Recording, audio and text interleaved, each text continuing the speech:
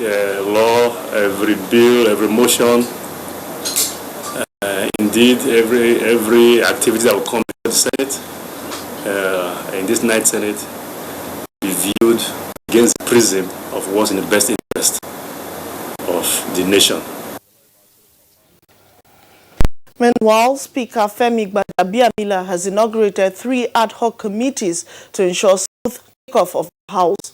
The move is to ensure that legislative activities of the 9th Assembly commence in earnest.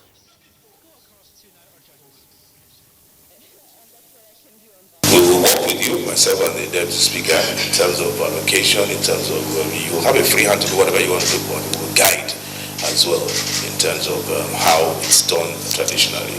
You take those 2 principal responsibilities very, very, very serious, and that by the 2nd of July, as we have the seats, we need to close this responsibility, this task, at least 2-3 days before resumption. And to judicial matters, the Supreme Court has fixed the 5th of July 2019 to deliver judgment on the Osun State governorship election appeal. This is sequel to the closing of arguments by counsel to both Ademola Adeleke of the PDP, the appellant, and Governor Gboyega Oyetola of the APC. We had argued that there's a defect in the notice of appeal, in the sense that they refer to themselves as respondents instead of appellants. They raised objection that we wrongly inserted the name of respondent as opposed to the appellants, and we have corrected that error. That is just a mere mistake. That does not change the position of the counsel who appeared in respect of this matter, and that we maintain consistency. And youth corps members who performed excellently during the 2019 general elections as ad hoc staff across the country will be given automatic employment by the Independent National Electoral Commission, INEC. INEC Chairman Professor Mahmoud Yakubu said this when the European Union presented laptops and mobile phones used by the EU during the elections to 75 outstanding corps members at the 2019 general elections. Will identify you and will reward those who have done excellently in the elections with automatic employment in INEC. Nobody deserves it more than you do. I've seen the hardship that some of you have to endure. You are really, truly amazing ambassadors. The journey has just begun. Nigeria has urged the International Labour Organization to guarantee inclusiveness and equity of representation of all regions in the governance structure of the ILO to correct the international arrangement of reserving permanent seats for the industrialized nations. This formed part of the focus of Nigeria while addressing the Parliament at the ongoing 108th session of the International Labour Conference in Geneva, Switzerland. To renew our request for the upgrading of the ILO Centenary Office, Abuja, which also covers Ghana, Sierra Leone, Liberia, and the Gambia, to the status of a decent work sub-regional office to serve the English-speaking countries of West Africa. And to security matters, the establishment of Operation Puff Adder has continued to achieve its essence, with a total of 424 suspected kidnappers arrested between May and June 2019. The Inspector General of Police, Mohammed Adamu, disclosed this during a meeting with senior officers of the force. A total of 301 firearms, including the rocket launcher, AK-47 rifles, pistols, and locally made guns, were similarly recovered from criminal elements across the country, with the highest number of 80 from Katsina State.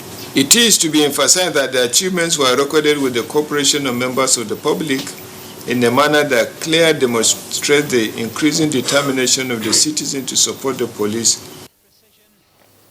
And that's the news bit. The program continues with Claire and Kinsley after this break. Stay tuned.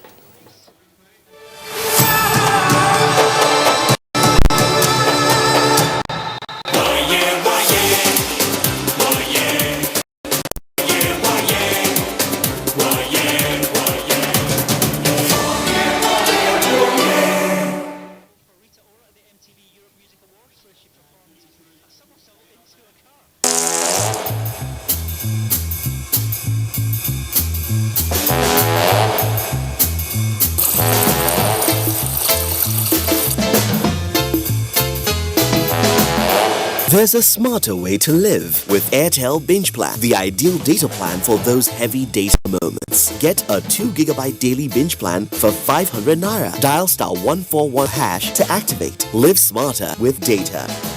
Airtel, the smartphone network. NTA Television College Jos announces admissions into 2-year diploma programs in film and television production, television engineering, and broadcast journalism. The sale of forms will commence on the 13th of May and run through 30th July 2019. Admission forms can be obtained from all marketing offices, NTA state capital stations, zonal centers, or at the office of the academic secretary, NTA Television College, Rayfield, Jos. On payment of a non-refundable fee of 7,500 naira in bank draft in favor of NTA TV College. Applicants can also obtain the forms through the NTA TV College portal at www.ntatvc.edu.nj. Applicants are required to possess 5 credits in GCE or SSCE in relevant areas of study in not more than 2 sittings, including English and mathematics. All properly completed forms attached with photocopies of credentials must be submitted on or before 30th July 2019. For further inquiries, please visit our website at ntatvc.com or call 0803-3144-383. NTA TV College, training you to be the best you want to be. Registrar Announcer. Sensitivity is a short, sharp pain that people experience when they have something hot or cold, and it's that little jolt that you feel is the hot or the cold getting to the nerve of the tooth, causing that discomfort. If the sensitivity is left alone, it may get worse. Dentists recommend Sensodyne. It's able to get inside the tooth and calm the nerve of the tooth down. It has years of research behind it. It works. Relieve tooth sensitivity with Sensodyne Daily Care 40 milligrams for just 350 naira only. Enjoy the best of African football as NTA, Africa's largest television network and hotspot, Nigeria's foremost sports production and marketing company, bring you all 52 matches of the Africa Cup of Nations, Egypt 2019 live from June 21 to July 19, 2019. Yes, all 52 games will hit your screens in crystal clear digital quality. It's your guarantee of a memorable viewing experience and a wonderful effective opportunity for corporate Nigeria to reach tens of millions of Nigerians. For sponsorship and commercial support, contact Abubakar on 0803-331-0175 and Felix on 0803-308-2375. Hot Sports, masters of the game. NTA, you can't beat the rich.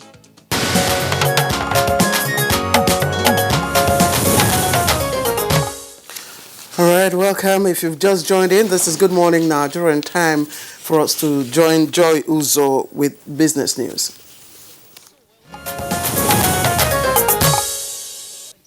Latest data from the National Bureau of Statistics indicates that headline inflation increased by 11.4% year-on-year in May 2019, 0.03% higher than April 2019 rates. On month-on-month basis, the headline index increased by 1.11% in May 2019.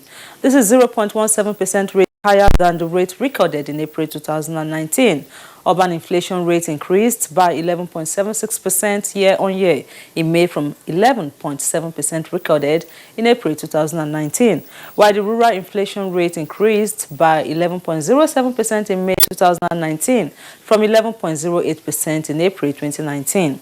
The composite food index rose by 13.79% in May 2019 compared to 13.70% in April 2019. This rise in the food index was caused by increases in prices of meat, oils and fats, bread and cereals, potatoes, yam and other tubers, fish, milk, cheese and egg, and vegetables. Here is experts' opinion on the index. Normally, any increase in inflation, especially when it is above single digits, should create cause for concern. But in the particular case of Nigeria, there are milestones already set in the Economic Recovery and Growth Plan. For 2019, I think it's targeted at 12% and above. So to that extent, when you do a comparative analysis, so it's still under the targeted milestone. I think going into quarter 3, of the year, I expect inflation to start falling again. And in other areas, the change mantra of the federal government, which is fight against corruption, Tackling insecurity and inflating the economy are major policy direction of government that has brought sanity into the business environment and has consequently increased investors' trust and confidence in the emerging business environment in the country. Experts commend these achievements, however, charging governments to speed up on power generation to make the manufacturing sector better. Unless you produce your own power. Now, if you produce your own power, the cost of that power must go into your product. And that means your product becomes less competitive. Most of our young people who have decided to go into manufacturing, as a matter of fact, would not be able to continue if there are no sufficient power in Nigeria. I know that the government has invested in power at the moment, and I know also that as soon as those power plants are concluded, the power or energy situation is going to improve greatly in Nigeria. And after stocks, bearish trend continues on the equity market, with the Nigerian Stock Exchange or Share Index depreciating by minus 0.37% to close at 29,936.33 basis points. Next is a graphic representation of the closing figures.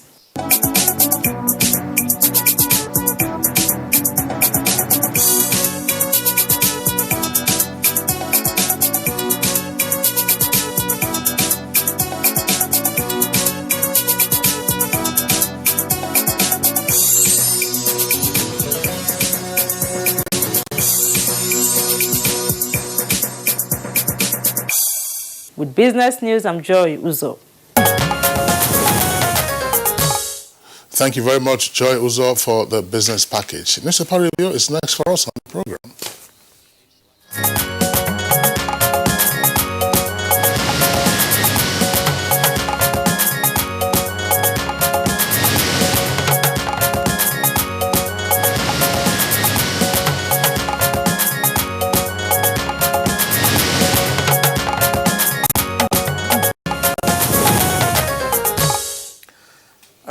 Time for us to introduce our guest reviewer. That's, of course, a newspaper reviewer. I beg your pardon, Bayo. I'm just so excited because you came in here fuming because of yesterday's match. Yes, I mean, I was flabbergasted. That was not a penalty. In the few years I have been in football commentating, there was no body contact. But the referee's decision is final, and we pay the price. And that is why the god of football made sure that the kick was out. Anyway, good morning, Claire. Good morning, Kinsley. Good morning, Nigeria. That's right. But thanks a lot. I think that that penalty award, even with the VAR, VAR itself is now raising serious questions as to how match officials, particularly the central referee, will interpret what the playback is all about. The penalty, I agree with you, it was a travesty. It was no penalty at all in the first instance. And this new rule that a goalkeeper must be on the goal line. One of the goalkeeper's foot must be on the goal line. Well, you can have one in and one out. That's you might as well ask the goalkeeper, to be out of the goal line so that the penalty taker, has the entire 24 feet before him or her, and then you fly into the net, or just award a goal instead of having a penalty. Then it becomes a real penalty. That's right. It becomes a real penalty, a sanction. Well, all this, what does it translate to? A match? No, it's not a match. We lost. We lost, and if we are lucky, we could qualify as the best loser.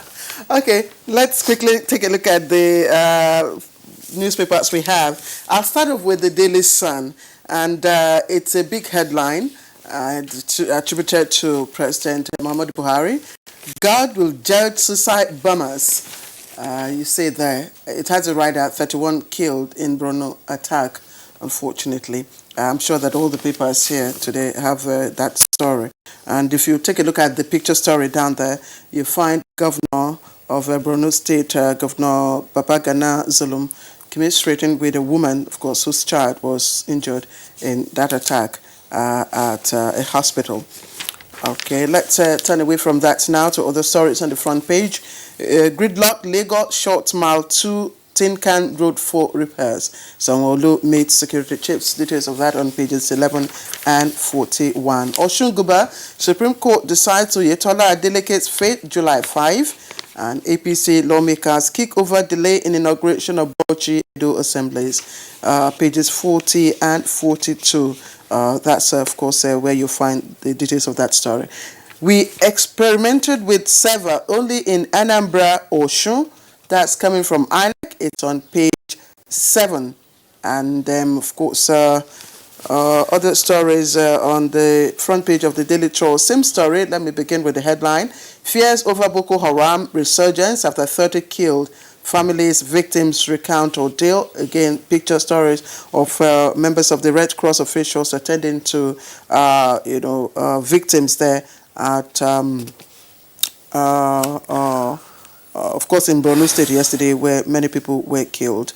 I'll just stop at this for now. Kingsley, I'm sure you have similar stories. All right. Well, there are stories on the front pages, but you'll find that perhaps there are more interesting stories inside the paper. I'm talking about the Nigerian pilot. Below the nameplate, Nigerian pilot writes, "Why I abandoned June 12." That's attributed to King Ibed on page 8. And lead story says observers' reports will support better elections, according to INEC. And says we can't deregister parties now. Below the photograph, I didn't bribe members to vote me speaker. That's attributed to Gbajabi Amila. Details on page 7. And suicide bombers killed 30, injured 42, as 8 feared dead, houses burnt in Taraba. And right at the foot of the front page, police and DSS clamped down on Naira vendors in Kaduna.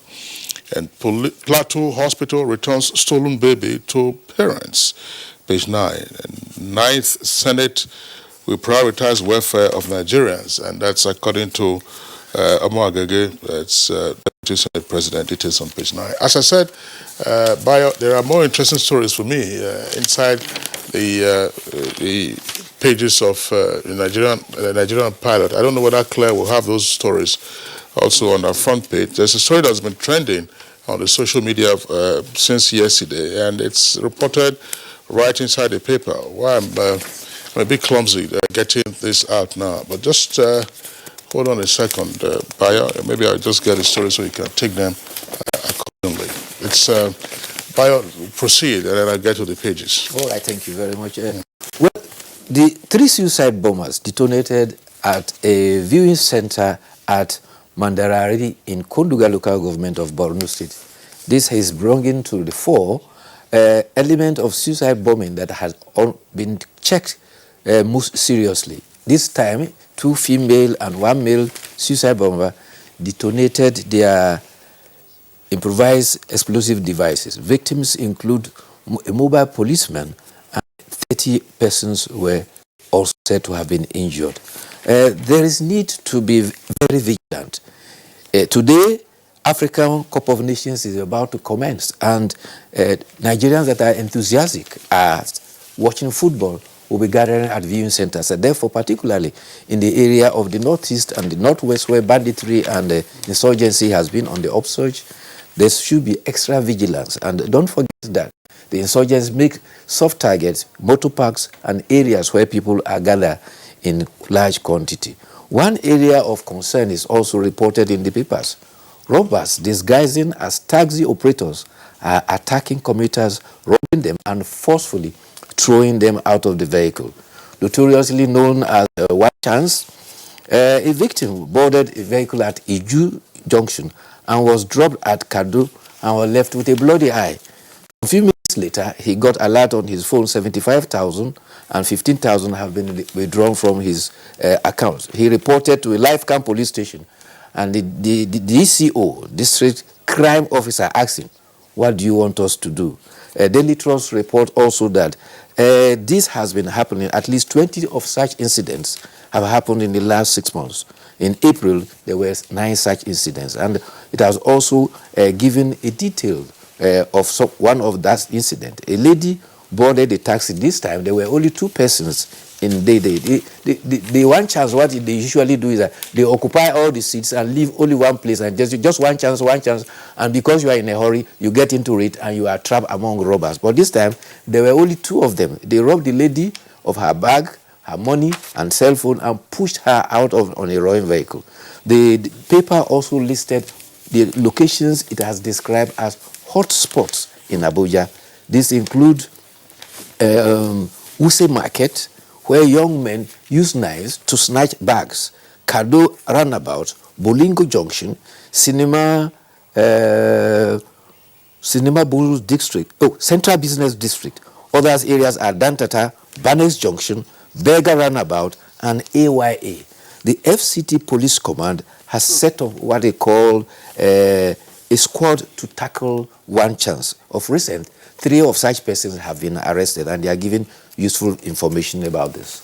Yeah, it looks like a resurgence, because there was a time the police, the FCT Police Command, actually got on top of the situation. So there's a resurgence, and it's very important for them to do it. Usually you get this done by stinger operations, and then you can identify, once they know where the hotspots are, deploy your men undercover and rein in these criminal elements. Yeah, you remember just about a couple of months ago, one of the staff attached to the NTA here was attacked just by that junction, very close to the Central Bank. That's right. Yes. That's right. And she was injured with a stab on her shoulder. That's right. That's right. It's a fortunate incident. I was talking about this story from the Nigerian Pilot. It's at page 7.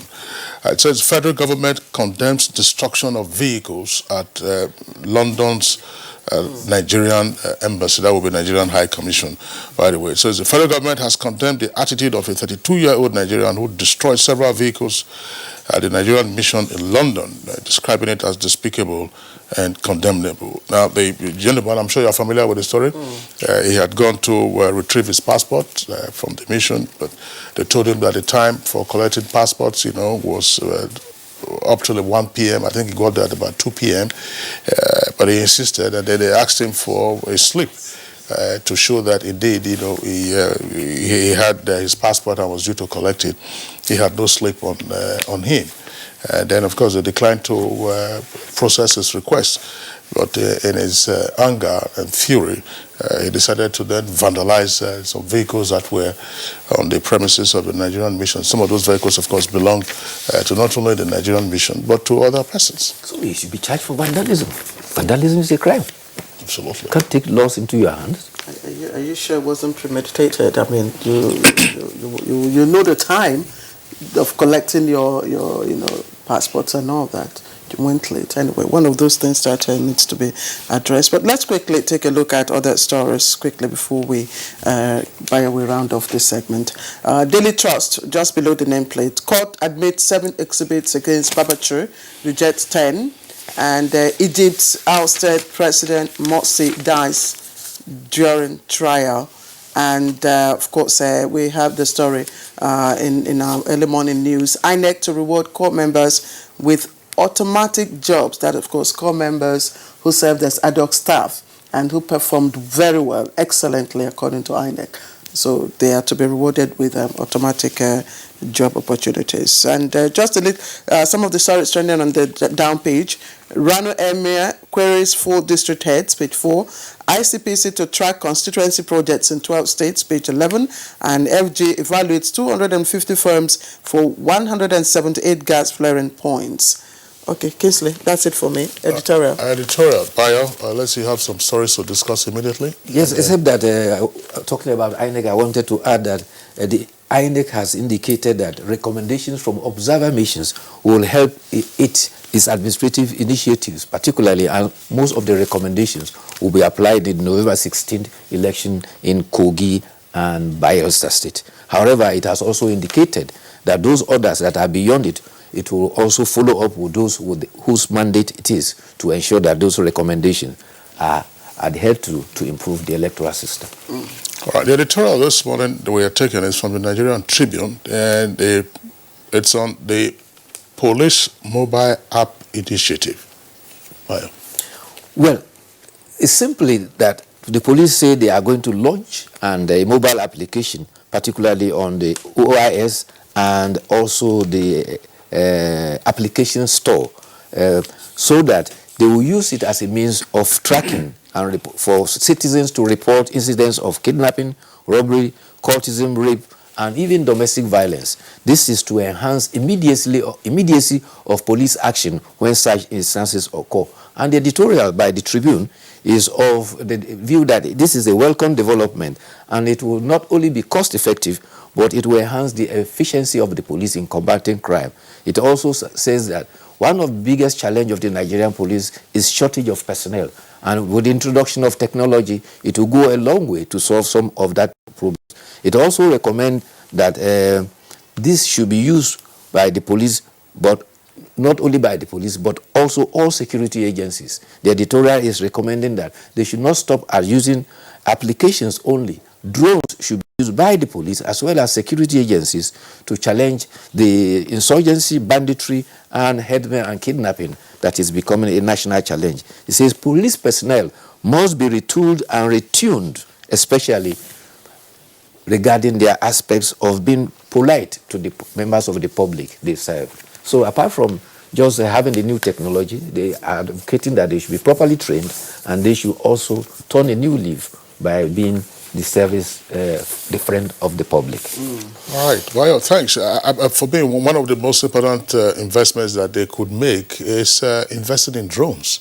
All this time you keep hearing that, they say that kidnappers or attackers are in some forest, people cannot locate them. Drones are commonly available now, and they can be deployed, to trace and trail, where the kidnappers or those, and locate them before you now deploy your men, on foot or some other means to get rid of them.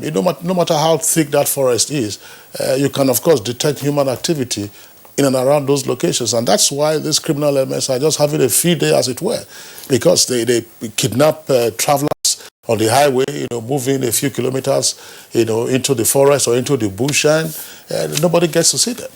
In fact, you are speaking the mind of persons from Katsina State, particularly where banditry has become rampant of recent. They say that they know the locations where these criminals are hiding.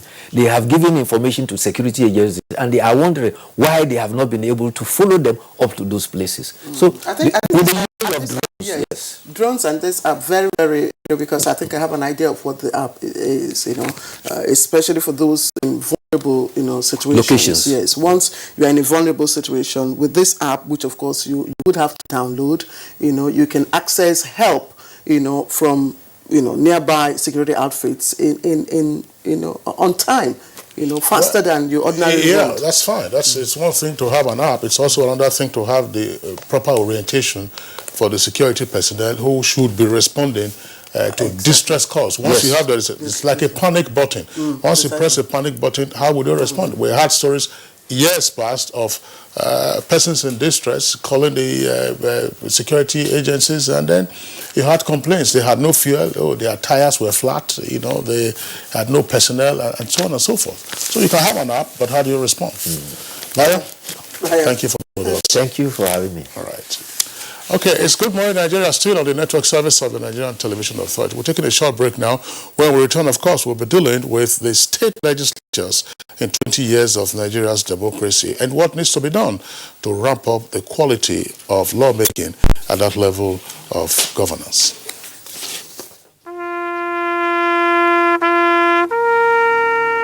They are there at the crack of dawn. They are there busy preparing while we rise for our day. They are there silently, guarding, waiting, listening, and watching. They are there ready in the sky above and the waters below, in the blistering heat of the day, in the dead of night, willing, indefatigable, determined in the defense of the sovereignty of our country. They are our first line of defense and our last. They who have paid the ultimate price in defending us. They are fathers and uncles. They are mothers and sisters and girlfriends and boyfriends. They are brothers and cousins and best friends and neighbors. They are classmates, colleagues, and citizens of this nation. They are our defenders and deserve our respect, our prayers, our thoughts. Nigeria, please support our armed forces. Are you aware that your perfect family may be under threat by germs? Germs can cause infectious diseases like diarrhea, typhoid, and flu. These infectious diseases are amongst the biggest killers of adults and children. In Nigeria, tens of thousands of children under under the age of 5 have died due to diarrhea caused by germs, which could easily have been prevented. These illness-causing germs are everywhere. Dirty surfaces, on cuts and wounds, on your clothes, in unclean bathing water. To protect your family from germs, use the power of Dettol's 1 capful. For surface cleaning, for first aid, for your laundry, in your bathing water, and to protect your family from up to 100 illness-causing germs. Be Dettol sure. One Football Confederation, 24 teams, 6 stadiums, 4 cities, 504 African stars, 1 trophy. The Africa Cup of Nations Egypt 2019 comes alive from June 21 with the showpiece final on July 19, 2019. Watch the 52 matches of the tournament live on Africa's biggest and largest television network, NTA, in partnership with Hotsports. Be part of the biggest soccer fiesta in the African continent as the Super Eagles go on a bold mission to clinch the prestigious title for the 4th time, to the excitement of millions of fans across the length and breadth of Nigeria. Nigeria's premier sports production and marketing group, Hotsports, partners with the biggest, the largest, and the #1 television network in Africa, the NTA, to give Nigerians a memorable viewing experience. Boost fan support for the Super Eagles to glory in Egypt. For inquiries, please contact Abubakar on 0803 331 0175 and Felix on 0803 308 2375. NTA, you can't beat the rich.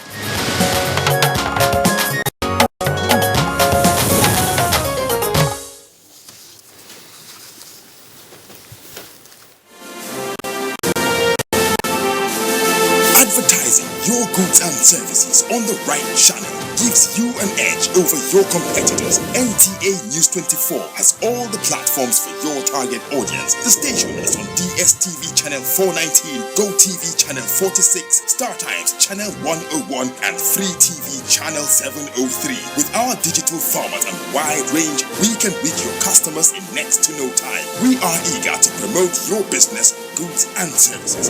So, partner with us for a very rewarding business experience. For more information, please call Henry on 0803-379-0884 or visit our office at NTA Headquarters, Area 11, Garki, Abuja. NTA News 24. News and more news. All right, you're welcome back, and it's still Good Morning Nigeria, reaching you live on the network service of the Nigerian Television Authority. As we indicated, we are this morning, as part of the topics for our conversation, focusing on the performance of state legislatures in 20 years of Nigeria's uninterrupted democracy. We have with us in the studios 3 guests, as well as another guest joining us from one of our network centers. First, let's welcome Dr. Josiah Sambo Kente, who was the former Speaker of Taraba State House of Assembly and is now a lecturer in the Department of Mass Communication, Nasarawa State University, Kefi. Dr. Kente, pleasure to have with us on the program. Thank you very much. Also here with us in the studios, would like to welcome Honorable Bello Alhaji Abdullahi, former Speaker, Kogi State House of Assembly. Honorable Abdullahi, pleasure to have you with us on the program. Thank you. Good morning. All right, Claire? Yes, Kingsley. We also have with us Mike Otsaha, a legal practitioner and public affairs analyst. Thank you, Mike, for joining us again, and good to see you. Good to see you again, Claire. And from our Ibadan studio, we've been joined by Professor Ehosa Osage, former Vice Chancellor, Igbinedion University, Okada, Edo State. He's also a Professor of Political Science, University of Ibadan. Prof, thank you very much for joining us once again. Thank you for having me. Okay, Kingsley, I think I'll just leave it to you. Well, yeah, I was just wondering, perhaps we'll begin on a provocative note, and that is to report back, the views and comments of observers and some participants that in 20 years of Nigeria's uninterrupted democracy, what we have seen is that at the federal level, there are 3 arms of government. That's to say, the legislature, the executive, and the judiciary. But in the wide variety of cases, at the state level, you have virtually 2 arms of government. The legislature is virtually fused with the executive, and then the judiciary, which of course is a replay of what used to happen during the military era. In other words, the legislature, they say, has been emasculated. What's your take on this? Let's begin with Dr. Kente. Certainly, that is very true. I also share the same position with earlier people that have spoken about the independence of the legislature or the performance of the legislature at the state level. As a matter of fact, for the past 20 years, to the best of my knowledge, the legislature at the state level operated like an appendage of the executive arm of government because they lack that independence to sit down and even decide, even to perform their constitutional responsibility, despite the fact that the Constitution has actually given them the rights to operate without any interference. But unfortunately, because they lack independence, financial independence as a matter of fact, that has actually affected the level of performance of the legislature at the state level. Honorable Abdullahi? Yes, I think I quite align myself with the position of my distinguished colleague here. The last 20 years, you are even economical with the tweet when you said we have two arms of government operating at the state level. I think it's just only one arm of government. I'm sure you picked that. You said it's only one arm of government that we have at the state level. Yes, that is the executive arm of government. And that's the truth. The legislative arm of government has so many problems that bedevils its performance in the last 20 years, starting from our method of leadership recruitment, the rate of turnover, godfatherism, executive excessive manipulation and control, and a lack of funding. So many that, has constituted a great impediment towards their effective, daily performance. So if you said we have two arms of government at state level, I can say I disagree with that. It's just one arm of government, which is the executive. Okay, just before we bring in Mike here and the Prof in Ibadan, I'm very happy that both of you were former speakers, and that's why I'm going to ask again, Honourable Bello Alhaji. Yes. You agree with Kingsley. Can you share a bit of your experience as a speaker? Yes, when I was the speaker in my state, it was a period of very, very turbulent, politically very turbulent period, where myself being the speaker and the entire assembly was in daily battle with the executive governor of the state then. That was Alhaji Wada, Idris. It was during the time that the Supreme Court made a judgment that the 5 governors of Taraba, Sokoto, Kogi, Bayelsa also, about 5 states, that their tenure has lapsed and they should vacate office. And the 5 speakers of this state should take over as the acting governor. And in Kogi State, we have already had an election for the office of governor in waiting. But the period for assumption of office of the governor in waiting has not come when that judgment came from the Supreme Court. And then the Chief Justice of the Federation gave a directive that the Chief Judge of Kogi, Honorable Justice Nasir Ajana, should swear in the speaker in Kogi. And I was sworn in, Wada was sworn in as the governor. So the 2 of us were governor in Kogi the same day. And, it was tough. And, me being the speaker, I was invited to be sworn as acting governor of Kogi, even after Wada has been sworn in as the governor of Kogi. And I'm a student of the Constitution. And I always pitch my tent with constitutionalism, that the Constitution must prevail. After, weighing the options of either to abide by the Constitution or to take a personal decision of my own comfort, I decided to stand by the Constitution, to be sworn as acting governor. And the battle now, ensued between the state legislature, led by me, and the new governor. So the governor had to run to Abuja to meet the presidency then. Mr. President was outside the country. President Jonathan was outside the country, Ethiopia, attending the AU conference.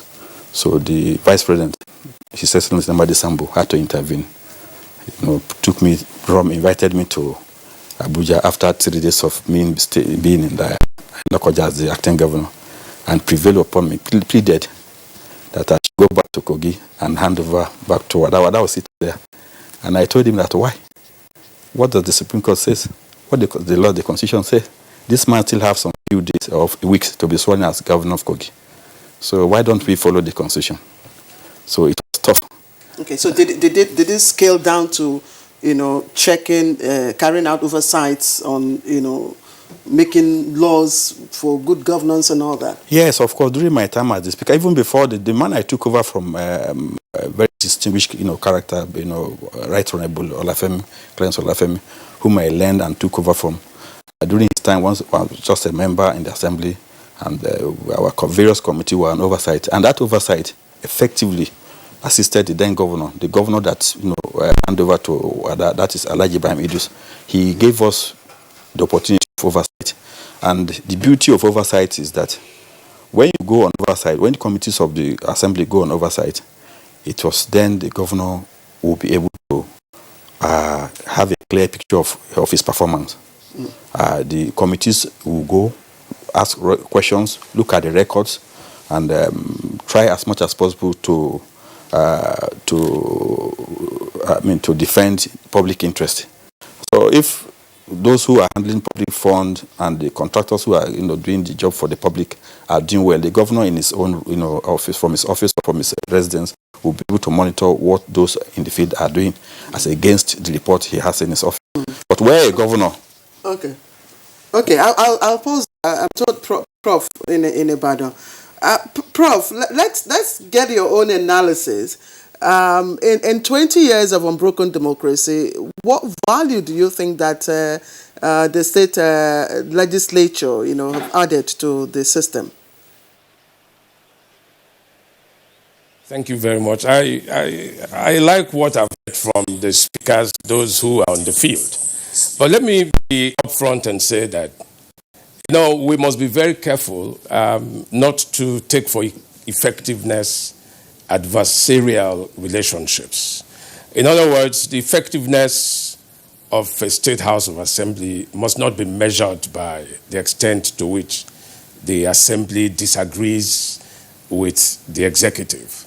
We must remember that, there is room for harmony, and that even though we have checks and balances and separation of power, the whole intention, the hope is that we can have smooth running governance.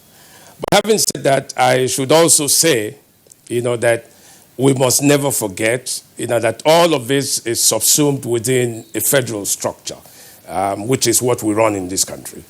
And that, the spotlight that the houses are coming under must begin to suggest to us that there is some element of dysfunctionality in how the various tiers of government are running. I have in mind specifically the fact that, the entire attention is focused on the federal level. And you will find that many of us would argue that that is the level where government works the best, where you have a semblance of separation of powers, where you have checks and balances, and where, civil society is very active, and all of us have put our searchlight, on. But nobody is looking at the states, and that is a must count as one of the pitfalls of our federal system. And for that reason, because we all think it is the federal that matters in virtually everything, which unfortunately seems to be true, we are not focusing enough attention on the states. Imagine what would happen if the states also enjoyed the same limelight that the federal level enjoyed. I am sure that many of the things that are happening in the states, which we now have reason to say are not good, are not correct, are not the kinds of things we expect to find, would not happen at all. Let us say the state legislature is saddled with the responsibility of the legislative duties at the state level. It is the responsibility of the state legislature to ensure that there is peace, order, and good governance at that level of government. To do that, you expect some level of not just autonomy, but some assertiveness. We've talked about oversight, we've talked about playing those roles and so on. So we must ask, what exactly is happening in the states? Why do we have executive dominance? Why are state legislators not as effective as you would expect them to? Even though, as I have said, adversarial relations would not only define what effectiveness would be. And I think that, when we begin to look at them, point by point, we would see that first and foremost, it is in the states that you have fiefdoms that are controlled and monopolized by state governments. And because the state governors are so powerful, they control not just government, but also the political parties, and virtually everything is under state governor control. And for that reason, you find that the legislators are at best an appendage, of the executive, and that is the tragedy. So we want people in the states in all of these 20 years who would look back and say, where are we? What have we done? Why have we performed so woefully? I think that, at the beginning of this program, you actually even said that the state assemblies voted against their own autonomy. I mean, it tells you, that the state governors have become so powerful, that the guys can hardly even think on their own. Now, that has to be a serious problem. Okay? All right. Professor Egosa Osagie, thank you very much there for your opening salvo. We'll return to you in the course of the conversation. Let's bring in Michael Saha, of course, who's a lawyer and regular guest on Good Morning Nigeria. Now, taking off from, you're chuckling, taking off from where the other guests have stopped, and we're trying to interrogate the intendment of the Constitution. Some would say that the state legislators were designed to be, as it were, a mirror image of the National Assembly, not in terms of establishment, in terms of functions, and in terms of effectiveness. But what have we seen? Well, I completely endorse the assessments that have been made by previous guests. Just to add that we probably need to underscore the point made by Honorable Bello about the recruitment process. And it leads to some limited understanding also of the role and the responsibility of the legislature, particularly at the state level. It is very clear the legislature has the primary responsibility of lawmaking, representation, and oversight. But what do we see often, and I was chuckling because of his assessment. We have only one branch of government at the state level. I'm not quite sure. I mean, it's good to hear this coming from former legislators, but I'm not quite sure it is as bad as that. This is my honest assessment. We have seen legislatures here that at some point were basically railroaded into impeaching governors, sitting governors of states. We have seen this happen in a number of states in Nigeria. Plateau, particularly the case of Plateau comes to mind. I mean, is one endorsing acts of criminality on the part of an executive governor? No, absolutely not. But we're saying, is there a way in which legislatures can also follow due process? Yes, of course. And Kingsley, you mentioned the Constitution, and we really need to check the Constitution also. What are the powers available to the National Assembly under the Constitution? What are the powers available to state legislatures under the Constitution? Professor Osagie makes the point about the excessive focus on the National Assembly. This is understandable. Under our current constitutional order, it is understandable when there is an excessive focus on the National Assembly. Why is it so? We have a federal government that basically controls everything, sends handouts to the states at the end of every month. I mean, as a sitting governor, for instance, why should I bother? I know there's something coming from Abuja at the end of every month anyway, so why should I bother? So that check, that rigor that you would like to see exerted by the state assemblies on the executive or the two other branches of government is more often than not there at all. And I mean, yeah, I am happy that we're in the process of entrenching some level of independence for the two other branches of government. And I think if there's anything that I individually, as an individual, feel very excited about the last 4 years, it is the fact that we are beginning to see the need, and not just the need, but we're taking practical steps towards ensuring that the two branches of government have the required independence. But fundamentally, we need to also, and this is political parties, we need to improve the recruitment process of those who are members of state legislatures, just like we're doing with other branches of government. I think with that, there might be some improvement in the delivery in the responsibilities of these state assemblies. I'm just wondering, Claire, just before you come in, and to remind our viewers that as part of our focus on 20 years of democracy, we have also discussed the role of deputy governors. And we had two former deputy governors, and listening to their experience, as deputy governors and the experiences of their colleagues, in a sense, there was some humiliation that they endured as deputy governors, which is another challenge that we have seen. Perhaps, Claire, I would like, Dr. Kente to give us his own experience as speaker. I mean, was it just a titular thing, or it was effective? Precisely. Well, so much has been said about the performance of the state legislature for the past 20 years. Being the speaker, when my barrister here was even giving his own analysis, and the professor in the Ibadan, the Constitution has enough provision for the state legislature to function. The only problem is operating the Constitution, or to make it constitutional provisions operational. You see, the state legislature within the past 20 years, honestly speaking, because of the lack, I said earlier on, because of the lack of financial independence, has made it an appendage of the executive. Dare you oppose any issue raised by the governor or by executive member of government, that night, just start packing your things, because certainly... From your office? Yes. Okay. Don't just dare it, because anything you do that is contrary to the instincts, the position of the executive, you are gone. Overnight, anything can happen. Before early morning, a different song will be singing. So, my little experience, fortunately myself, when I was the speaker, it was the most turbulent period that Taraba State actually was passing through.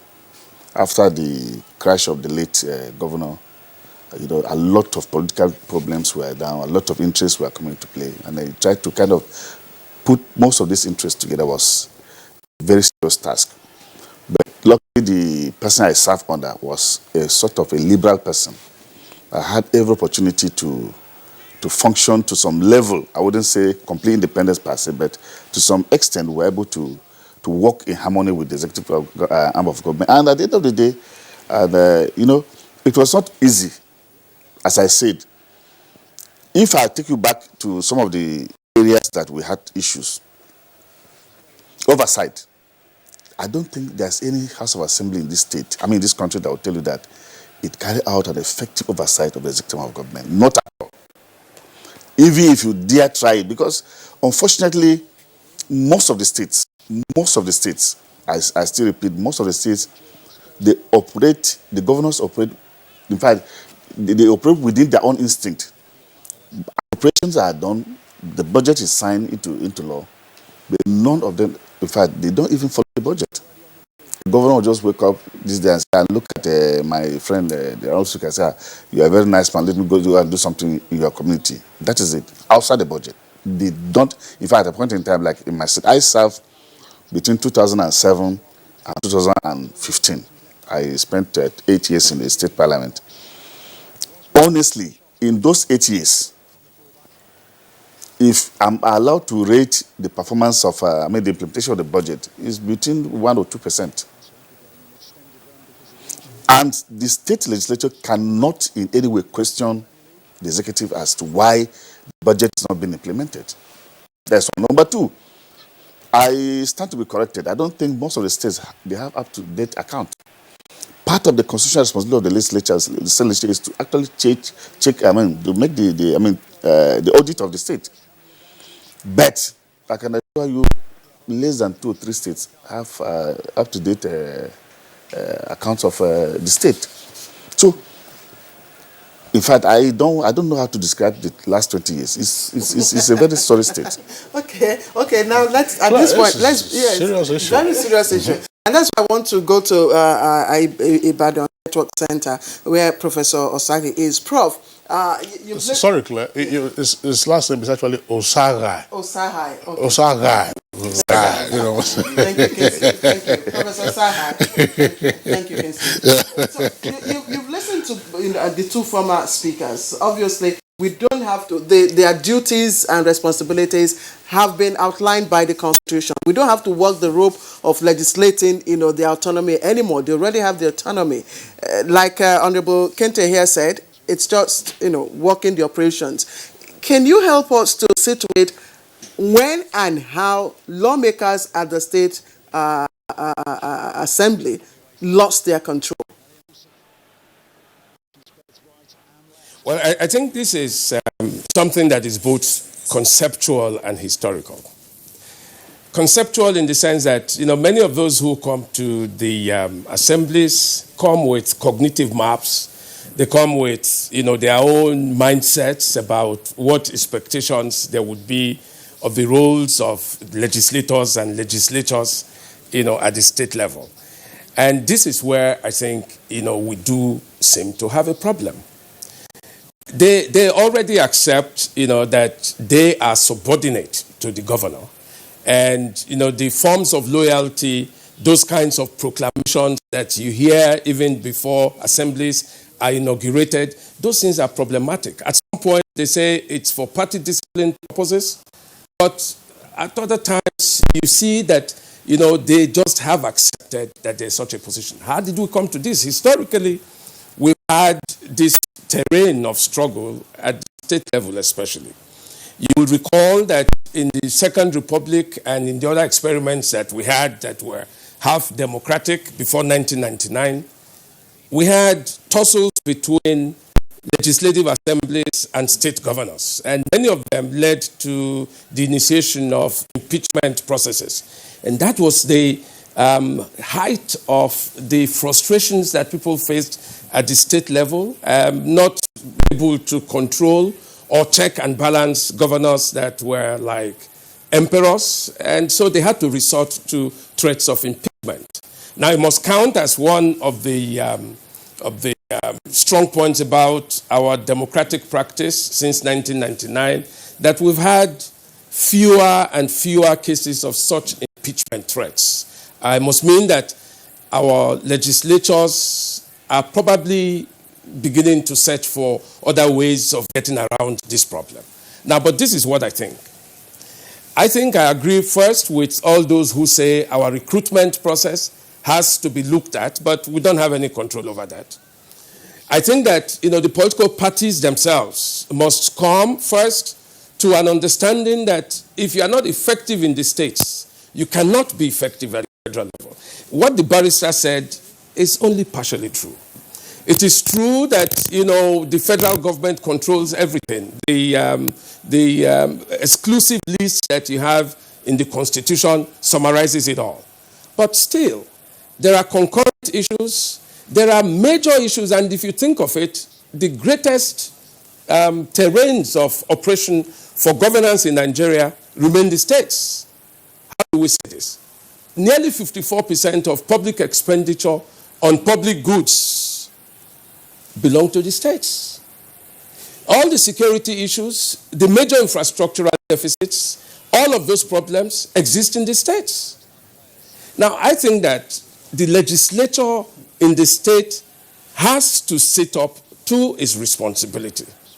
I think that we need to have a paradigm shift, not only in terms of the kinds of people that we recruit into those houses, but also in terms of their understanding of what their primary duties are. And this is why I'm saying civil society, political parties, and all of us, public commentators on TV and everything, we have a role to play.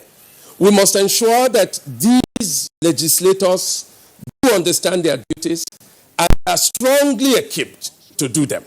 We talk autonomy, we talk independence. Now, once you have autonomy and you have independence and you're not able to use it, what does that mean? Some would even say, oh, they don't have financial autonomy, and that for that reason, this is, but how many state governments, in how many states have we found, legislators, for instance, doing their proper jobs of oversight? Not oversight going to visit parastatals and so on, but even in the approval or endorsement of nominees for positions in the states.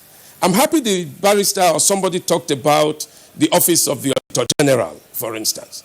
The Constitution is very clear that, it is the legislature that, more or less has greater power over the office of the Auditor General. But what do we find? What do we see? What of the powers of the state legislatures over public funds that belong to the states? What oversights, have been, performed in these respects? I think that, and this is the good thing.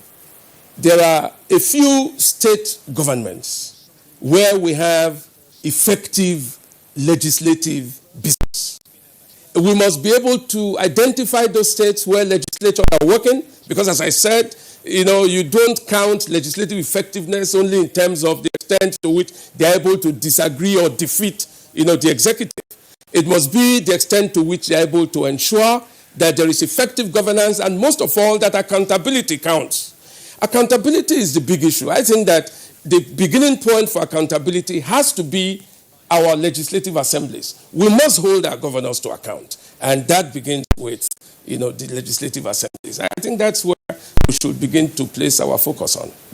I would like Honorable Bello Alhaji to also respond here. Yes, because you have been, you've had hands-on on that level. So could you tell us, he ticked off recruitment process and understanding of the responsibilities of lawmaking.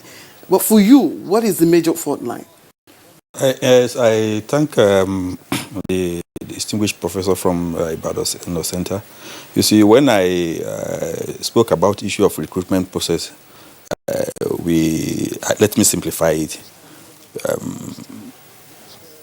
The judicial arm of government in this country, to be called to the bench, you need to be trained up to university level, law school, declared as proper and fit, and have a minimum of 10 years practice to qualify to be called to the bench as a judge, who is then effectively form the judicial arm of governance. In the legislative arm of government, it is not so, or in the executive arm of government, it's not so. The Constitution just provided that SCOSAT or its equivalent, and that is where it went wrong in this country. What it means is that if I happen to be an O-level attempt and I got elected as a member of the State Assembly where I served, and this distinguished professor, who is renowned professor of political science, and is equally elected for his own constituency, his own people, and we found ourselves in the same hall as legislators, we become mates instantly. O-level failure or O-level attempt with a professor, they now become honorable members of the assembly. The level of understanding of the professor, from my own understanding, will be different.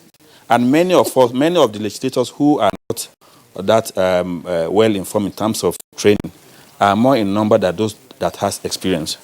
So it becomes a very huge problem trying to drag those that doesn't even know why they're in the assembly to follow the Constitution, to even understand what the Constitution is saying. This is one aspect of the entire problem. It is not to say that it's all the states' House of Assembly that has this problem. I was privileged to sit and witness the Lagos State House of Assembly, and I was quite impressed with what is going on in Lagos as of 2012. And Lagos has continued to be the last hope, the remaining hope of the model of democratic practice in Nigeria at state level. When you talk of the issue of the judiciary, reforms, when you talk of the legislative performance and even the executive arm of government, it is not so in other states. So these are quite part of the problem that we have. We need to address this issue of recruitment process.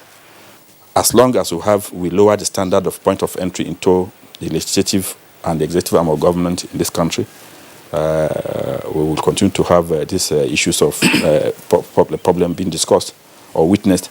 But the question is it that the governors who are elected, some of them are not trained? They are trained. These governors are trained.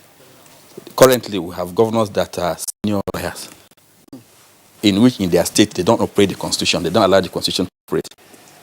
That is the truth. When a senior lawyer has become a governor of a state and he doesn't allow the legislative arm of government to perform according to the constitution, then do we now say that such a governor is not trained? He's trained. He knows what he's doing. Or where a governor is a senior lawyer and the local government council election are not conducted within 12 months or within 24 months of his being in government, do we say that such governor is not properly trained? He's fit and proper by virtue of having gone through the law school. So how do you explain this conduct, this imperial majesty that we have, in most of the states? You see, we have two, mindsets of people who assume, who seek election in this country. One, those who seek election for personal, for self, and those who seek election for public good. As long as most of our people who got elected either into the legislative arm of government or to the executive, chooses the option of self-aggrandizement, will continue to have problem of this nature. But where issue of public good predominantly, is allowed to prevail, you will now see a semblance of effective constitutionalism, effective working of the constitution, and the executive become the performance is high, and the legislative arm of course will do their job according to the constitution. But most of our people today who are elected into the legislative arm of government or into the executive arm of government are in office just for self, not for public good. Honorable Bello, thank you very much. Let's just before Usaha comes in again, still on the issue of recruitment and therefore performance. Dr. Kente, Honorable Abdullahi has looked at it from the point of qualification, entry qualification. And then he also talks about what is obviously, the equalizer that comes when Professor Osaga and some other person there who, according to him, probably is O-level attempt, or what you used to call G4 in those days, or S75. When they are in the same chamber, you have only one vote. How challenging is it when you are inside a chamber and you find this almost bewildering disparity in terms of background, in terms of qualification and experience with other persons who have just the same powers and rights as you do? Well, I subscribe totally to the position of my right honorable speaker and that of the professor. As a matter of fact, I want to say, from my own experience, when I was in the parliament, there are members or the legislators at the state level that from the day of the inauguration to the day the session will close, they have nothing to say during sittings. I'm being very, very frank. The recruitment process, I totally align with their position. Is a very serious problem. That is where we start having the challenges. There are some state legislators that I can assure you that in 2 years, they hardly even visit their constituencies. That is part of the problem. The turnover, they talk about the turnover almost every session, every year. I mean, at the end of 4 years, every tenure, you find the turnover on the very, very high side. Most of the members that are brought in as new members, as a matter of fact, some of them, just as we were talking about their qualification, they need to read the Constitution very well and to know their responsibilities. I can assure you, some of them from day one to the last day, they cannot even open a page of the Constitution to even know why they are there. Some are there, I don't know whether they think it's for business or just to represent an interest. Honorable, Very honorable. They feel very, moving like tortoise, thinking you have everything.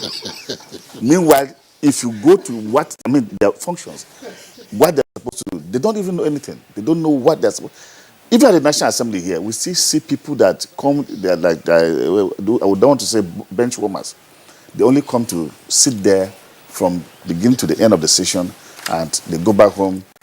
People will just come and gather in your house in the morning. You feel very big that you are, at least you are living fulfilled. You have actually served the interest, which is very, very wrong. It is, honestly speaking, I think, apart from the issue of the recruitment process that we're talking about, the barrister here talk about godfatherism, people that have anointed this person. In some cases, it's a sort of a rotational matter from this clan to this clan or from this village to this village. Not minding even the implication of who you are sending to represent you. You understand? So it's a very serious problem. And, until we are able to kind of address this issue, that's when it will happen. I'm happy that the National Institute for Legislative and Democratic Studies is coming up with an association. They call it Parliamentary Management Institute of Nigeria, where the essence is to train parliamentary staff, so that even some of these legislators that come, like the raw ones that are coming without any background, without any idea of legislation, at least if you have a legislative aide that knows the rudiments of legislative processes, be able to put you through or to help you, guide you in some of the things you do. And once that is to come on board, I want to believe that it will, to some extent, even assist in the kind of molding some of these raw legislators that find their way in one way or other to the parliament. Okay, let me bring Mike Kingsley. Mike, we just read in our news this morning of moves by the Ninth Assembly, and the executive, to ensure cordial working relationship. And we also learnt about what happened between the 8th Assembly and the executive. At the national level, we talk about, executive and legislature, Ranko and all that. We rarely hear of that at the state level. That's one. And then, secondly, you also hear about bills, private bills, other bills at the National Assembly. What you get passed, what you see passed at the state level, I stand to be corrected. Executive bills brought in by the executives, and the lawmakers just pass it within a twinkle of an eye, including the budget appropriation. Within the matter of hours, first, second, third reading. Precisely. So, beyond this issue of recruitment, is there any other form of autonomy that they require to enable them, sit up? We're in the process of getting autonomy for the two branches of government. The process has been operationalized, I would say. But beyond that, Honorable Kente mentions the role that aides can play. But complementary to that, we must also speak about institutions that are necessary within the legislature as an institution. Take, for instance, the budget office.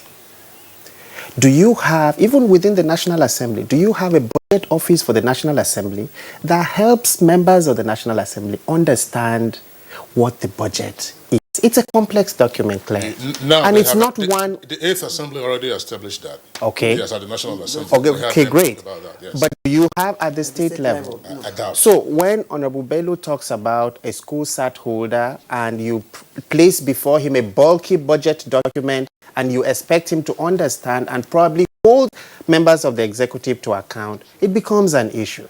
So we need institutions that will help members of the legislature make sense of some of the bills or some of the issues that come before them. The next one is about appointments. You find a governor places before the State Assembly a list of 13 persons that are supposed to be appointed commissioners. You find very funny Mickey Mouse questions that are asked the nominees and all of that. The rigor that one would expect, in the first place, there's this talk about if you are, apart from the office of the Attorney General, I doubt whether any other person is indicated as, well, I'm going to appoint this person as Commissioner for Finance or Commissioner for Education or Commissioner for this. We must have that in place also, so that the legislator is then in a position to say, well, from your antecedents, I'm not quite sure this person will be able to discharge this responsibility. You appoint a lawyer, for instance, as a Commissioner for Education, or you appoint a classroom teacher as Commissioner for Agriculture. What do you expect? But this is where we would then expect members of the legislature to bring some level of rigor. So I would recommend very strongly, by the way, that we have institutions within the institution of the legislature that will help members of the legislature, particularly those that Honorable Kente says are ready and willing to discharge their responsibilities, to have a good sense of what is expected of them. You know, there are some complex issues that will require the assistance of experts, and you must have these experts at the disposal of members of the legislature. All right, Mike, thanks a lot. Let's return to Professor Osagai at our Ibadan Network Center. Professor Osagai, there are at least two issues on the table, but I still would like us to return to recruitment process in a sense, and also the role of the political parties, because in all of this, political parties, of course, are the main framework or the platform for getting into offices, whether as governor or whether as a lawmaker. What can the parties on their own do, bearing in mind the dismal performance that we have seen at the subnational level? It appears that the parties themselves are just askance, while the rot is deepening with regard to legislative performance at that level. That's one. Let me just take that one so that I don't complicate the issues. Thank you, Kingsley. I forgot to thank you for correctly pronouncing my name the other time. Thank you very much. Now we know. The point, and let me just get back to recruitment. And this is, I don't want to leave this program, getting accused that, I was part of a whole motion without progress. And let me put it this way. In this country, there are many things that we do that become very limiting in the possibilities and opportunities that are available to us. Look at recruitment. We say qualifications are the things that are essential, forgetting that the whole essence of the legislature is representation. Now, we're talking about the very limited arena of executive-legislative relations. But yet, the core of the responsibilities of any legislative assembly is representation. Now, this is where and what we should address. Only a short while ago, somebody talked about constituencies and visits and so on. The Constitution provides, for instance, that we should have qualifications for those who would be elected. But these are only to be seen as necessary but not sufficient conditions. And that's the point about it. So the Constitution also goes ahead to authorize state assemblies to carry on the business of legislation in the languages that they may choose. Languages that, are widely spoken in the states. And I'm just wondering if any state assembly has availed itself of this opportunity. We have to be careful not to suggest that legislative business is only about people that have gone to university, only about people who are professors and lawyers and so on. We have farmers, and they constitute the vast majority of people in those constituencies. We have market women. We have taxi drivers. We have all of these people.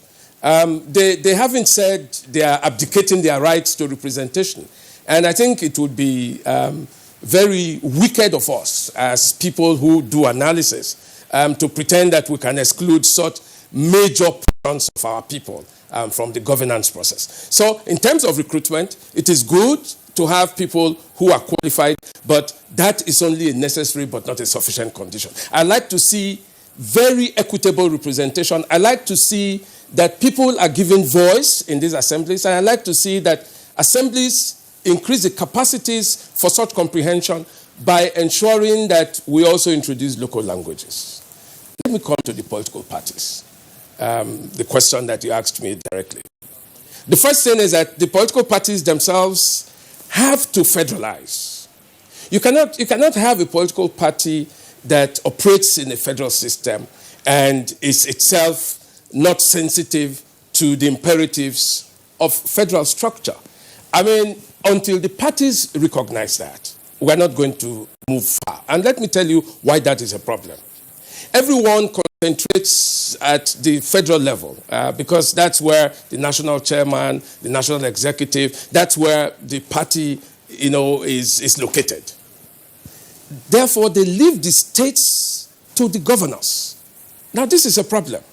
Now, I don't know, the intricate, relationships that do exist, but one can almost suspect from a conspiratorial basis or premise that many of those who are in the states seem to have given, everything to the governor. I don't see that state chairmen of parties are as strong as they should be, or certainly not as strong as they are at the central level. I don't see that, constituency leaders have those kinds of powers. So I think the parties need to go back, to refederalize. They need to have a resuscitation of federal thinking, because this is very primary to the thing. They must recognize that the building blocks of good governance, of infrastructural development, of all the things that we calculate as dividends of democracy actually begin in the states and the localities. And therefore we need to strengthen the party structures in these places. I think, that if we do that, we have very capable people, at the state level, at the local level, that can go to the state assemblies and perform very well. We will be making a mistake if we think that those people can only come from within the ranks of those of us that have gone to school, and those of us that are able to speak English, or those of us that, even if we have a good understanding of the Constitution, look for manipulative ways of getting around problems. We must understand, most of all, that from all that we have said, there is a limit to what you can do with the human character, the human attribute, whether it's altruistic or not. We need strong institutions. We need institutions that can correct even bad behaviors and bad attitudes. We need institutions that work. And I think, it's not putting the cart before the horse. Hopefully we will get there. It's only 20 years. We are growing and we are deepening and we are even maybe consolidating. In the future, hopefully, and that's the question you posed to me, I'm hoping that we would have people who are discerning, who recognize that our salvation does not lie in the goodness of man or in the goodness of any woman. Our salvation lies in the effectiveness of our institutions. Okay. All right, Professor Ewosa Osaga, thank you very much there for your points. Claire, we have a second topic for discussion, which is on the EU election observation report. But this issue of state legislators probably looks potentially interesting for a second part. There are a number of points to further raise, and we also have a number of tweets that we have received. Just one point before we sign off for our guests, and this is coming from me based on my own personal experience. In 20 years of democracy, we do hear from time to time about the federal budget and how it has been implemented, percentage of budgetary implementation, and how ministries, and MDAs, of course, get either their monthly or quarterly allocation for capital projects. How many states of the Federation do we have the experience of MDAs getting monthly or quarterly allocations? How many MDAs, or particularly ministries, can execute capital projects at the state level? That's why Honorable Bello was talking about just one arm of government that you have, and that arm, of course, is usually the state governor. That's a major challenge that we have. Let's quickly just run through some of the tweets. We may not be able to take all of them, but Usman Bani Kantu tweets. He says, getting into the state's legislative chambers is more or less like getting of being employed. They always act on the directive and dictates of their governors, and in turn get some little packages, thereby mortgaging their mandates. All right, then we have this one from Badamasi Adamo. It says there's total lack of separation of powers, as most of them, state legislatures, are just like appendages to the executive. There are a number of other tweets. Isa Abdullahi, Lily Jack Solomon, one of our regulars, Festus Akimboyewa, Michael Makoji, and Mani Akman, and others. We'd like to thank you for coming in. Claire, I think it's a subject that we'll have to return to. At the federal level, you have Fiscal Responsibility Act. What do you have at the state? What do you have at the state level? If MDAs don't have allocations, what are you going for on oversight? All right. Dr. Kente, we'd like to thank you for being with us. Former Speaker, Taraba House of Assembly, thank you for your contributions. Deep appreciation also to Honorable Bello Alhaji Abdullahi, former Speaker and former interim acting governor of Kogi State. Thank you for being with us. Thank you. On Good Morning Nigeria. Deep thanks also to Michael Saha, legal practitioner and regular guest on Good Morning Nigeria. Thank you, King. From Ibadan, former Vice Chancellor of Igbenedion University at Okada, Professor Ewosa Osaga, and political scientist, of course, at the University of Ibadan. Thanks a lot for your insights in our conversation this morning. All right, we'll take a short break now. When we return, Claire will introduce the second topic.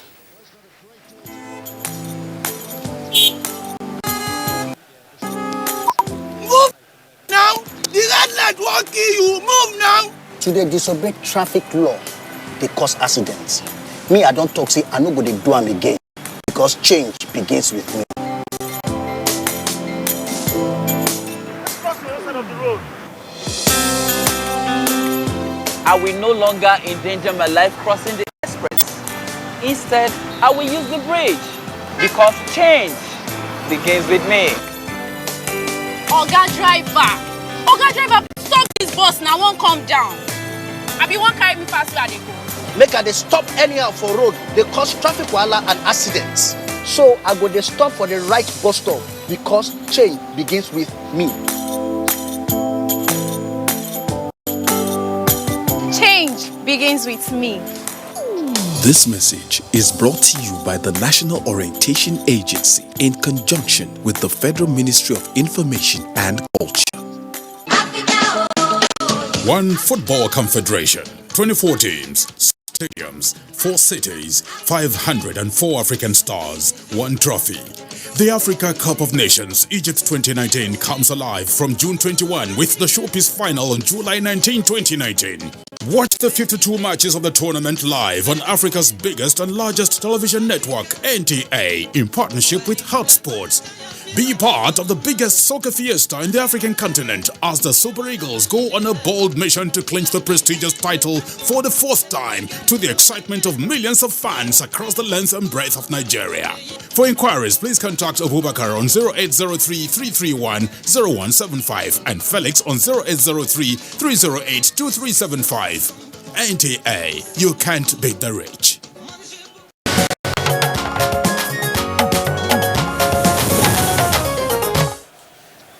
Thank you once again. You're watching Good Morning Nigeria. We're broadcasting live the network service of Africa's largest TV network, that's the NTA. Now, a few days ago, the European Union Election Observation Mission released its final report of the 2019 general elections. Of course, they're calling for improvement and, of course, making its own recommendations in subsequent exercises. But just before we bring in our guests here in the studio, let's take a listen to this background report on the report by our correspondent, Timothy Yusuf.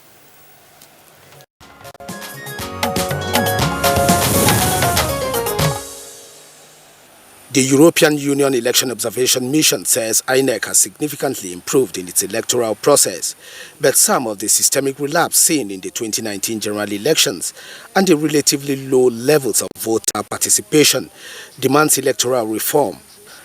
The 30 recommendations prioritizes 7 key areas, including the need to strengthen INEC procedures for the collation of results to improve integrity and confidence in electoral outcomes. The Interagency Consultative Committee on Election Security, chaired by INEC, included all of the responsibility security agency. It was not sufficiently effective. It didn't involve stakeholders, nor did it provide necessary information. We recommend that in the future it works more transparently and inclusively by holding regular consultation with political parties and civil society. There are aspects of the report that we think are vague and are not definitive enough. For instance, if they say the results collation process is not transparent enough, I expect them to be very clear as to what they expect to happen over and above or beyond what we have in the Electoral Act presently. Meanwhile, the presidency has welcomed the report of the European Union on the 2019 general elections in Nigeria, promising to analyze it and act on the recommendations. Statement from the Senior Special Assistant to the President on Media and Publicity, Garba Shehu, notes that the EU did not question the results of the presidential election. It notes that it is a further proof that the polls reflected the overall will of Nigerians and that the world is solidly behind the re-election of President Buhari.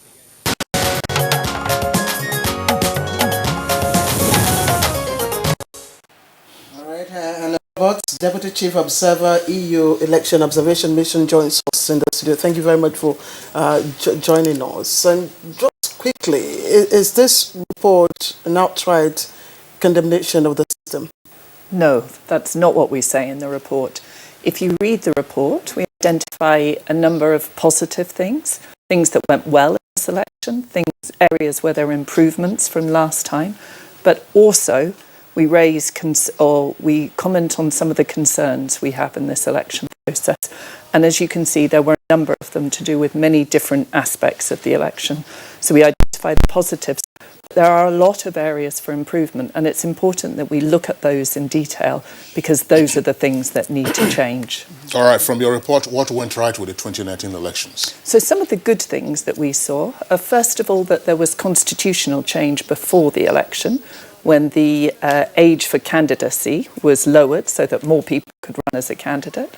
We also saw that it was a very competitive election, as we all know, that people were able to campaign to get their voices heard, and importantly also that civil society played a very strong role.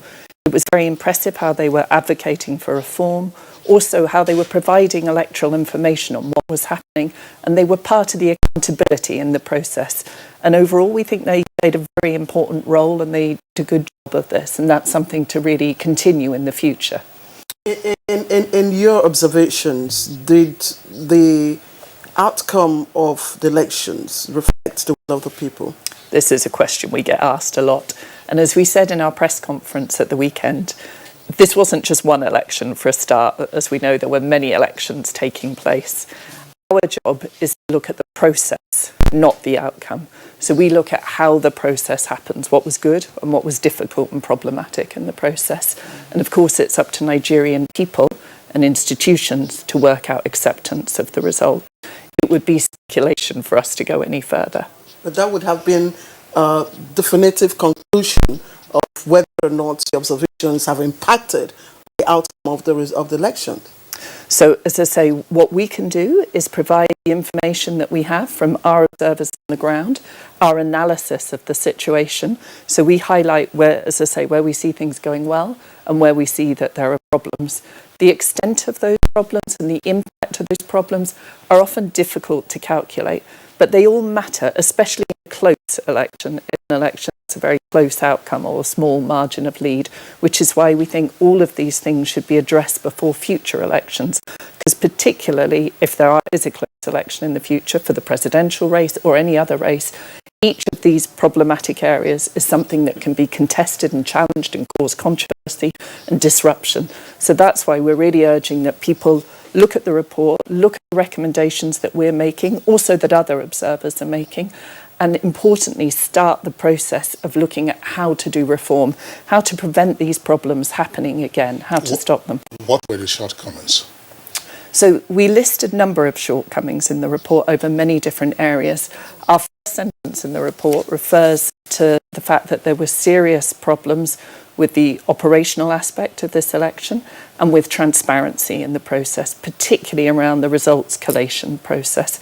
These are fundamental aspects of any election. We also note, of course, that there were electoral security problems and that there was a low turnout. Now, turnouts can, of course, vary, but nobody wants a low turnout. It's a much stronger mandate, of course, when more people have gone to the polls.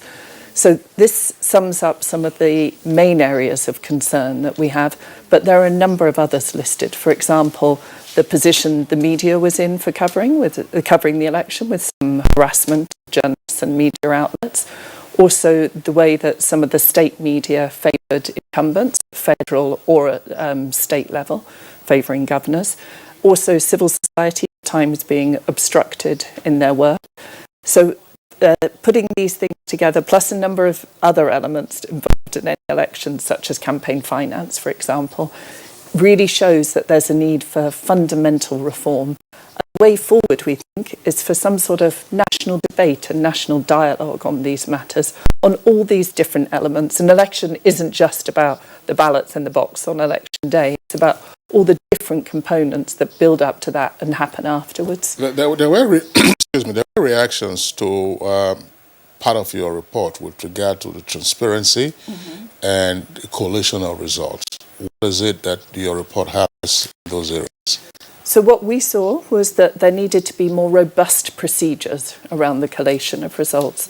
So how the results from different polling units are added up and put together to give the total. There needs to be really strong procedures for that, so it's very clear what information is coming from where and people can see it add up. So that was one critical thing. Another critical area is having more transparency in that, so that it's really obvious where the total numbers have come from and people can cross-check. They can go back and look at the polling unit results easily and see how those add up to the total. So for us, we've made in total 30 recommendations. 7 of those are what we call priority ones, and 2 of those relate to the collation process, where we think there needs to be, as I say, more robust procedures and greater transparency requirements. Okay, now from the details we got from your report, you deployed about 90, 70, 20 observers in that area to monitor or observe the elections conducted in over 120,000 polling units. We understand, and in terms of to be objective, to have an objective report, would you say you had an extensive coverage of the elections? So Nigeria is a big country with so many people in polling units. We're never going to be in all of them. And we really look to citizen observation, to Nigerian groups, to have a much bigger coverage around the country. That's not the strength that we have. We have smaller numbers, but our numbers were distributed around the country. So we saw a sample. It's not fully representative, but it helps us understand the systemic issues. So it's through those observations, as I say, spread around the country, that we could see where things were going well and where there needs to be improvement. But as I say, we also look to the citizen observers here in Nigeria for that more comprehensive coverage. What did you find with regard to campaign finance, and what are your recommendations thereon? So with campaign finance, this has been an enduring issue here in Nigeria, I would say. And what we saw is that there are some gaps in the legal framework, particularly in regards to consistency of limits for how much can be spent by parties and candidates, and also a lack of reporting requirements, again, having them consistently from parties and candidates, and then having that information checked and made public, so having enforcement of these. So again, what we think needs to happen is a review of the legislation so that it's tighter, it's more, there aren't the gaps, and to have much more transparency about it so citizens can see what money is going in where and how it's being spent. So it's clearly one of the areas that we think needs addressing. All right, just before we introduce our guest here, Abdulrahman Abu Hamisu, I'd just like to quickly ask you about the issue about women representation, because it's been a long debate. You know, as we speak, women are in the process of trying to get that. What's your recommendation? This is something we're very passionate about, and it's one of our priority recommendations. I think, like many of us here, it's a real shame that Nigeria, such a powerful, important country on the continent, has the lowest level of women in parliament of any country in Africa. And this election again saw a decline, again, including after the last election, to an even lower rate of women in parliament. That's not good for democracy, of course. So what we've recommended is, and again, this is a priority recommendation, is that there be a legislative requirement for parties to have a minimum proportion of women running as candidates. Deliberate legislative requirement. Yes, in the past we haven't made a recommendation for a legislative requirement, but we, as I say, instead of seeing a positive change happen, actually the number of women running and being elected has declined. So that's why, again, we think there needs to be national debate around it. But in our opinion, the strongest way to achieve this is to make it a legislative requirement for parties. All right. Thank you very much, Hannah Roberts. We'll return to you presently. But let's bring in now Dr. Abdulrahman Abu Hamisu, of course, a regular guest on Good Morning Nigeria, is a researcher and public affairs analyst. Dr. Hamisu, the report of the EU Election Observation Mission has been in the public domain for a few days now, and you have also, with us here, the Deputy Chief, who's spoken to aspects of it. In your opinion, what's playing out? Does the report, mirror what we observed? You were one of our analysts in the course of the elections. I don't think there is anything fundamentally wrong with the report. What is wrong is the clever manipulation of the result to support the opposing sides that are in court. So it's the politicization of the report. Instead of looking at the report and then acting on the report, groups are beginning to exploit it to support their own positions, which is not good for the report, it's not good for the process, it's not good for the country. I think I've worked with EU system, and I know what usually play out during observation. Just a total sample that is taken, and then you have observers deployed. And one of the things they look at critically is the process. And how does the process impact the outcome? But for obvious political reasons, nobody was going to talk about the outcome, so that it shouldn't look as if they are taking side because of neutrality that is demanded of them. Now, the system is always the focus. What are those things that are those things that are maintained in terms of best practices? What are those improvements that have been witnessed? What are the likely challenges that may impact future elections? What are the mechanisms that are supposed to be set in motion to really address those challenges so that next cycle of elections will not repeat the same obvious mistakes? Now, one of the things that have been happening in this country is the legislature will not attempt to amend the Electoral Act until at the eve of the election. So the critical changes that needed to be made will be politicized. So everybody is looking at it from the vantage point of their own interest, their party interest, not from the point of national interest. So what is something that is happening with this report? You have the opposition party saying that EU's position confirm what we are saying in court, and then you have the ruling party saying that. But if you take the sample across the country, the alteration of result took place across the stronghold of all the parties, whether the parties in government or the party that is in opposition. And one critical hypocrisy that I've seen is this. Once elections are cancelled in my opposition's domain and it favors me, it means the election is good. And I'll gladly accept it. But if my party result is cancelled in another state that I thought I'm going to win and I do not win, it means the election is bad. So we should have the courage. If you think cancellation is bad, we should accept that cancellation is bad. If it is cancelled and awarded to me, I should have the courage to reject it.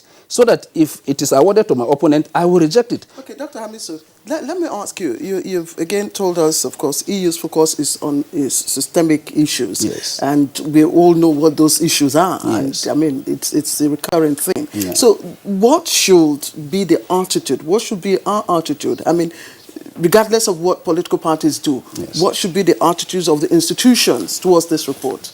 You see, the attitude is supposed to be that of solving problems. A set of problems have been identified. How do we work together as a people, as a party, as a nation, collectively to better the process so that whatever outcome that is coming from this very particular process is acceptable to all parties. Now, like the introduction of the card reader did not even start in 2015. It started way before 2015. And we already know that the devil is always at the level of accreditation as well as collation of results. And the thinking was, what can be done to change that? And we have the courage to introduce card reader in 2015. That is another innovation. It stems from all of this system analysis and where the vulnerabilities are. The EU made some recommendations, Yes. pre-election, how to deal with pre-election matters. Yes. And I also like to speak with the issue of women representation, because he said it's a priority recommendation. Yes. You see, we, even in the studio, Kisley, we bear witness to the fact that we did highlight those issues. For instance, at the eve of the election, you have a court judgment that is mandating INEC to include a party on the ballot at the eve of the election, say 24 hours to the election. And that very particular issue was a pre-election matter. So what we're saying is we needed to do a lot. There are issues that needed to be dealt with at the level of pre-election as well as election and post-election. So you cannot have pre-election matters dovetailing into election matters. That was going to destabilize the process. So holistically, we need to review the process. We need to eschew our own personal interest now, so that we can have an inclusive process that will produce outcome that is acceptable to us. Issue of women. You see, except we're going to make a provision in this country to say that, say, 20% of seats are reserved for women, so that in such a situation, the party or whoever is that will be saddled with that responsibility will enforce it. But if we say we should leave it to contest as it is in Nigeria, considering what it takes to win election in this country, is going to be a very difficult The EU task. is recommending deliberate legislation. Yes. So, because at the moment, I think Nigeria is doing less than 6%. Yes. Very, I mean, lowest. I think I support that position because what has happened previously is that we have a lot of women in the parliament. But with the passage of time, we realize that these numbers are decreasing. Men are beginning to fill this position that women were hitherto voted to occupy in the parliament. So if you're talking about democracy, it's about inclusion. Men cannot speak to women issues. Women understand their own issues and they're supposed to canvass for those issues. We've tried the process of saying, okay, it should be competitive competition. Okay, the process should be competitive. Everybody should go and canvass for vote. And then we now realize that, okay, women are beginning to be marginalized in terms of inclusion in the parliament to contribute to legislations that favor women and then talks to issues of women. So since that has not worked, what we need to do is a smart innovation to say, okay, a deliberate number of women should be, or percentage should be allocated to women, and so that we don't lose that very particular angle to it, or where you have women chased out of parliament and then only men will be talking on the issues of development in this country. You'd be amazed at the thinking of men in this regard. Well, no, Claire, let's get on to the closing thoughts now. On the eve of the election, there was a postponement. What does your report say about robust systems management? For us, that was very concerning, as I think it was for all Nigerians. We think that put an undue burden on voters. It's not good. It puts people off going to the polls. It makes life difficult for everybody, for the parties and the candidates. Therefore, INEC really needs to rework its organisational systems and operational arrangements to prevent that ever happening again. All right, Hannah Roberts, Deputy Chief Observer, EU Election Observation Mission. Thank you very much for joining us. And Dr. Abdulrahman Abu Hamisu, Researcher and Public Affairs Analyst. As always, we're glad to have you with us. Thank you very much. My pleasure. All right, and that's Good Morning Nigeria for today. We thank you for watching. Join us again, same time tomorrow for another edition. I am Claire Adelabu Abdul Razak. Bye-bye. And I'm Kingsley Osadolo, wishing you a wonderful day ahead.